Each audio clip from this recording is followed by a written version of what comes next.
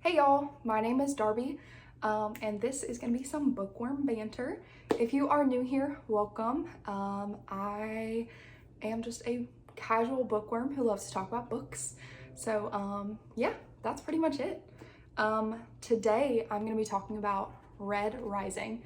So originally I was going to do like the entire trilogy in one, but after I finished the second book, I decided that it would be way too long of a video and I already yap way too much, so we're gonna be breaking it up. So first in the book, obviously, is Red Rising, and this is by Pierce Brown. It is a sci-fi novel that takes place on Mars. So it's also a color-based like hierarchy. It's called the Society, and basically it's broken up into colors. So the very bottom of that color is reds, and they are like the miners in Mars. So they mine what they call helium-3, and that is for the development of the top surface of Mars to welcome in what they call the weaker colors. So that way they can come and live on Mars since Earth is dying. The reigning color of the society is golds. So golds are the superior humans. They are the reigning race. And then there's a couple others in between. There's silvers, there's pinks, which are like for pleasure, grays are like police, oranges, browns, all of those things. Now, I don't think that they're necessarily like the skin color is that. I think it's like normal variations in human skin tone, but I think that their eye color and then their hair, as well as like what they call like sigils, are the color that they are. So our male main character is Darrow. He is a red helldiver, and a helldiver is basically in the mining colony, he's the one that goes the deepest. So like diving to hell kind of thing. And he's 16 years old. He is married to a girl named Io. Io is a red girl. And for this society in the miners, the men work in the mining colonies. The women work in what they call the weavery, like spinning silk from like silk spiders and all that kind of stuff. They're all quite young, so both of them are 16 and married. They say that reds don't live very long, to like 40 or 50 is like their maximum lifespan. And I'm assuming, this is just me, they don't say it in the book, but I'm assuming it's just because of the work that they do and that it's so hot. There's not a lot of food available to them because they're the bottom of the society. So yeah. Io is a dreamer. I guess that's the best way to describe her. That's kind of how Darrow sees her. So she's like a free spirit. He describes her as being someone that could have been born gold. Like she thinks the best in people and seems very free-spirited in comparison to other red women around them. And in the beginning of the book, we see that Darrow is attempting to win a competition for their community to get like more food rations and all these special things that normally don't come to them unless you win by mining the most helium-3. Well, they do not win. Io takes him into this garden that is forbidden for them to see. It's not for reds, and they get caught. And the thing for this is a whipping. So Darrow takes his whippings, and then Io's turn is next. And she sings a forbidden song basically about the oppression of reds by the golds. And this is a forbidden song, and so she essentially martyrs herself. Darrow sees his wife die in front of him, but the words that they spoke to each other before this was asking what he lives for, and he said, "I live for you," and she said, "Well, you need to live for more," and then she martyrs herself. Darrow is incredibly angry by this, obviously, and he originally attempts to kill himself, but he is saved essentially by the Sons of Ares. So the Sons of Ares is a terrorist group, and that's originally what they were seen by, or seen as, but you can see them now as like a rebellious group. They're trying to take down the society. So Darrow is saved by the Sons of Ares and is used for their cause. So Darrow is carved into a gold, and so there are these, in this society, in the color-based society, there is a color class called violets. There's like the artists, so musicians, literal artists, and then there are these things called carvers, and they can basically doctor up people.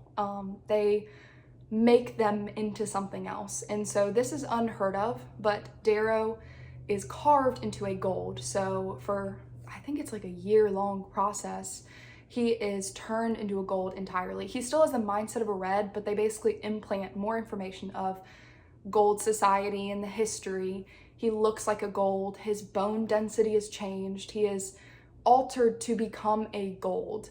And the reason that the Sons of Ares want him to do this is they want him to infiltrate the top of this society in order to crumble it.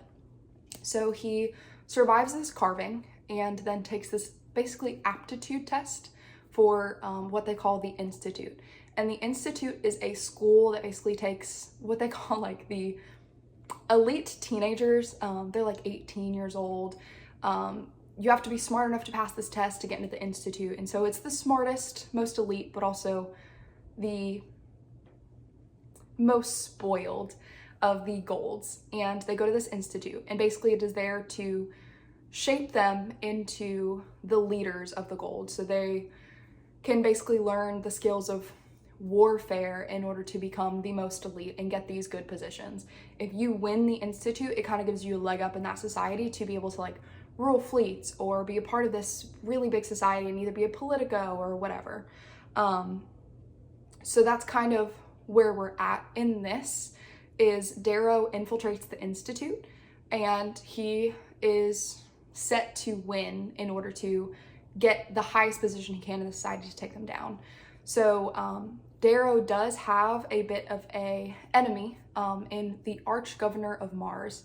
His name is Augustus, and Augustus oversaw the execution of Io. That is not normal in the society. He just happened to be there.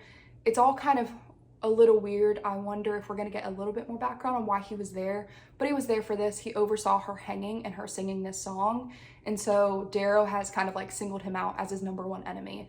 And with this, whenever he advances in the society, he wants to be able to take down that Arch-Governor as well as just the society and like help the Sons of Ares in that way. So it is a really great novel. It was very interesting, lots of action. There is betrayal and loss and just super great, really, really interesting. I give it like an easy 5 stars. I absolutely loved it. I devoured it. It was so fast of a read for me and I would highly recommend it. And yeah, so in this next little part, I'm gonna be going over some spoilers if you haven't read the book yet. So if you have not, you can go ahead and stop right here. But if you have, or don't feel like reading it and just kind of want it explained a little bit to you, then we'll be going on to the next part. So here's your time.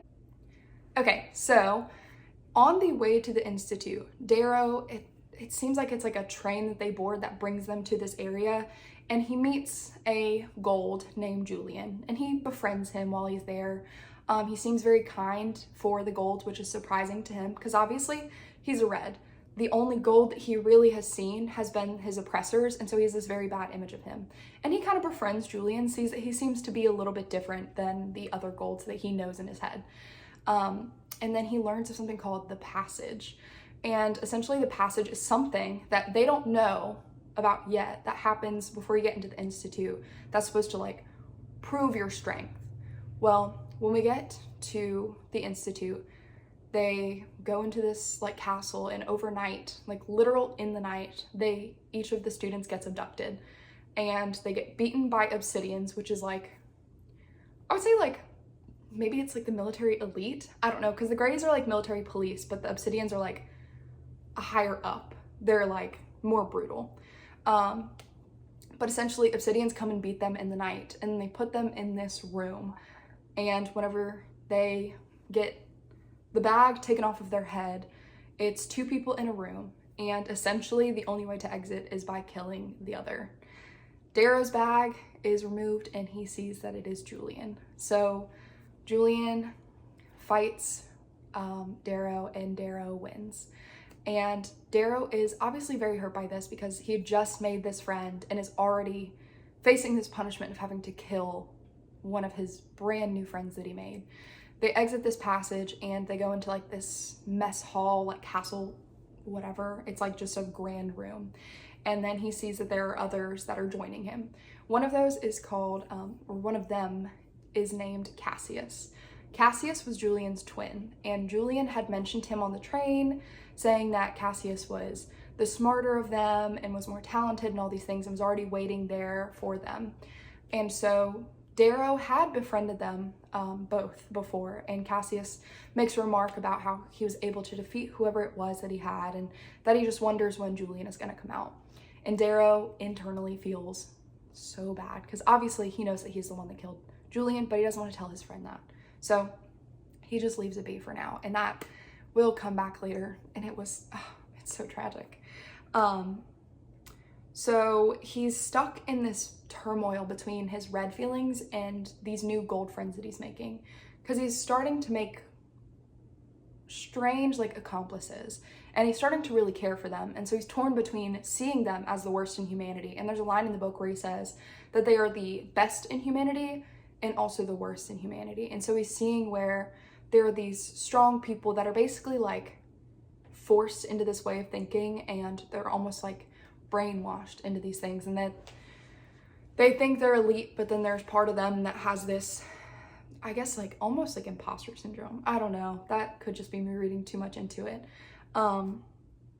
But along the way, him and Cassius kind of rule their little house. And so at the Institute, it's kind of like Hunger Games vibes, where it's breaking up into 12 houses, and each of them are based on a Greek god, and it's based on the attributes of that god. So they are in House Mars, which is the god of war in this. And so Cassius and Darrow lead the House of Mars. They have some inner turmoil around it, but they stay together. And the way to win the Institute is by overtaking all of the other houses. And the way they do this is by enslaving the others. So while they're there, Darrow is kind of fighting with the thought of enslaving these people and having them follow his lead, but he also really wants to win, obviously, to get that leg up to be the best and highest in society. Along the way, he finds out that the arch-governor, his enemy, the one that watched Io die or oversaw her killing, has a son called the Jackal, is what they're calling him in this, but he's rigged this competition for his son to win. And Darrow was not going to let that happen. The brother said, absolutely not. I'm going to win this. I don't care what you have, even if you have it rigged against me and are trying to have me killed. Which he got the proctors, which are the teachers essentially at this institute that picked these people for the houses. They have it rigged to where they are supposed to trying to kill Darrow and take him out because he's competition for his son. Now the Jackal is a wicked little thing. Darrow gets the name the Reaper for he gets a murderous name in his head. Not in his head. He gets this murderous reputation, essentially, but the Jackal gets his name from being trapped in how it will chew its own arm off in order to win, that kind of thing. He has this craziness to him and has some followers. So it's essentially the Reaper versus the Jackal. Along the way, Cassius gets informed by one of the proctors, because the arch-governor obviously wants his son to win and he wants to take them down. Cassius learns that Darrow is actually the one that killed Julian, and Cassius attempts to kill Darrow. In the snow, he stabs him in the gut and leaves him to die. However, Darrow is saved by a girl named Mustang. So Mustang was part of another house that Darrow and Cassius had originally infiltrated and taken some of their people as slaves. And whenever Mustang was trying to escape, Darrow had spotted her, but essentially let her go. And that comes back to help him. So she saves him and nurses him back to health. And they kind of share some intimate moments. They form a really close-knit bond.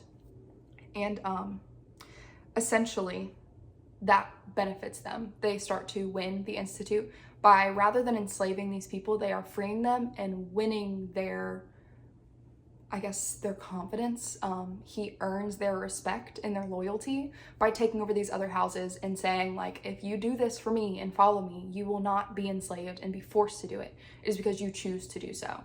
And he gets this idea from Mustang, and Mustang kind of shows that the golds can be changed. You know, she thinks that the enslavement is horrible, and so in his head, he's kind of okay, you're part of like what Io dreamed, and Io dreamed that the society would be free for their children in the future and that they wouldn't have to be slaves to the golds. And so essentially, like, he's kind of seeing that dream and that it could actually happen from a gold's perspective. And they win the institute because Mustang takes the jackal and presents him in front of Darrow. But right before that, Darrow had realized that Mustang is the Archgovernor's daughter. So it seems that they are estranged a bit, and we kind of learn a little bit more about that in book 2, about why they're a bit estranged. But essentially, she kind of reminds him of her mother and all these things. They just don't have a great relationship, and they always separated out the heirs so that way nothing happened to them, blah, blah, blah, blah. But he learns that she has true loyalty to him, considering that she offered up her brother, but there was some doubt between them, and that kind of causes a little bit of friction. At the end of this, you know, everybody gets offered positions in houses, and Darrow is offered a position in the House of Augustus. And the Archgovernor offers this simply because he doesn't want Darrow to reveal that he was trying to cheat the Institute for his son to win. But I also suspect that some of that is because he's so scared of Darrow's potential and what he showed. Because basically, while they weren't lower colors, they were kind of being treated like lower colors when they were enslaved, you know, enslaving these other golds, and they were treating them like they were less than what they are. And then freeing them and earning their loyalty is a foreign concept. It's not the normal paradigm or the way that this institute normally works. And so I think there's a bit of fear in the Archgovernor of what this guy can do. And he doesn't know that he's a red, but something about him is just strange than what other golds normally care about. So he wins, he offers, or he gets offered this position in the House Augustus, and he agrees to take it. He decides that it's better to be closest to his enemy in order to take him down, and so he accepts this. And it also kind of helps that he's a little bit closer to Mustang and their little loyalty that they've developed with one another. Cassius sees this, and he declares a blood feud on Darrow for the murder of his brother, and that kind of will come back and be a major player in book 2. The jackal was presented by Mustang to Darrow, and he is spared, despite how wicked he was and literally cannibalizing some of his fellow golds. That's its own horror. But he does other just insane things. But he is basically like let go and goes back with the House Augustus, and we don't really know that that was the best decision to be made. But yeah, that was everything. Not everything, but that was a good chunk of kind of just what Red Rising was about. It was absolutely amazing, captivating read. It has some really good quotes that kind of make you think back on just how we see other people and what we accept. And I would highly recommend it, especially if you like sci-fi. It was a great read for me, and I can't wait to talk about book 2 because that one was a whirlwind. But yeah, thanks guys.